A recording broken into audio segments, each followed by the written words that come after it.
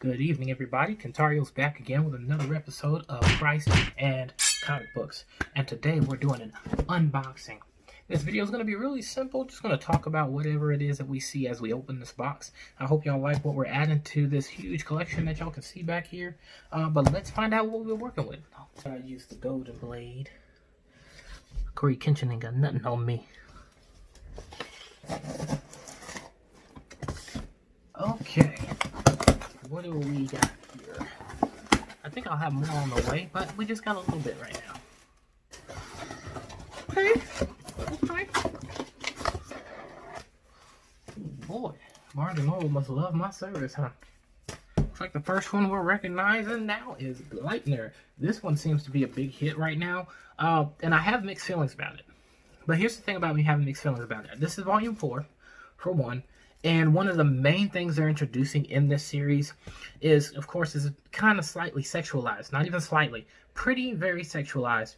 But the thing that they're playing off of is the unity between two people when they come together as one. Because the main character is like a furry suit himself when he goes through his transformation. I'm not going to get deep into the story. I highly hope you read it. But because in his transformation, he becomes this suit itself, a woman is able to go inside of him, and they both function as one being when he goes to fight against other creatures. And so they're playing off of that. But another aspect to that is the trueness of that unity, that covenant unity, which I will be doing a video on New Covenant here for one of our One Word Sundays. I'll be doing this in 2 weeks, so I hope y'all be looking forward to it. But they don't really show that value between the covenant unity, between the right two people. They at least haven't gone that route yet. That's one of the things I'm looking forward to seeing, is that they'll go from doing this, anybody that gets in my suit, we're bonded, we'll function together, it don't matter who it is, to getting to there's got to be that one right person that comes into this suit. Which they kind of are hinting to that, they kind of aren't. So that's one of the things that I look forward to as we get into more of Lightner. One of the other ones that I got here is Magi. Now, here's one thing about Magi. It's I'm going to be straight with you. And as simple as it is, and it might even seem naive to read it for that reason, but they utilize something in this series called the Wisdom of Solomon. And that interests me. It interests me from two aspects. One of my favorite Disney movies is, of course, Aladdin. The main character in the story is Aladdin. He's not fighting to be king, though, but he is an advisor to the king, which brings a great twist to the original Disney story. So that's what I really like about it. I'm actually kind of excited to hopefully see Princess Jasmine here at some point. We've already seen Jafar, and Jafar is nowhere near like he is in the movie. But, it's manga. It could change at any moment, right? It could be just like Gen in Bleach. You never know whose side he's actually on until you see the end of the story. But that's what I enjoyed about this, is them playing off of that Disney story. And even more so, I want to see more how deep they go into playing off of the Wisdom of Solomon. Because they're contending with Jinn, which are, of course, as we know, they're genies, wish granters. But there's more depth to those genies than what we see in the fantasies and the simple Disney stories for what a genie can do, which is granting wishes. They're not that simple here in this story. And I like how they play off that, as well as introducing, like I said, the Wisdom of Solomon. Another one here, I'm still working on it, but it's Black Clover. I'm still working on how I feel about Black Clover, because I don't know if I like it. I don't know if I hate it. I don't know if it's as good as everyone's saying it is. Some people want to call it a part of the Big Three. I'm like, nah, it's not Big Three level, but that's why I'm reading it, because I want to give it the benefit of the doubt, because it is so popular. It can't be this popular just because, people are ignorant to what makes a great story. There's got to be something here with the way that the story is written that's drawing people to it. And that's what I want to find out, which is why I'm reading it. The last one being Berserk. It was upside down. Boom.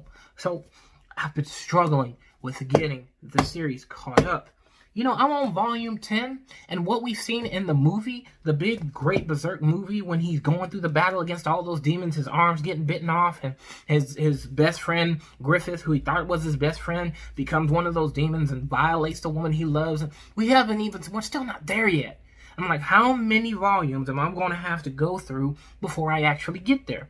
Well, Kentario, you're supposed to be a Christian man. Why would you read this? Okay, here's the thing about it.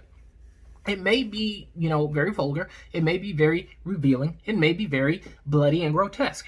Here's the thing about it. I'm a believer in the gospel itself being similar to that in many areas.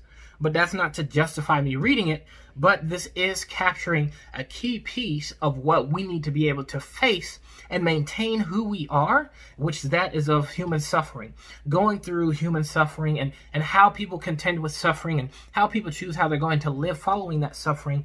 And us as children of God, no matter what different way that we have suffered, have been able to choose Christ through it all.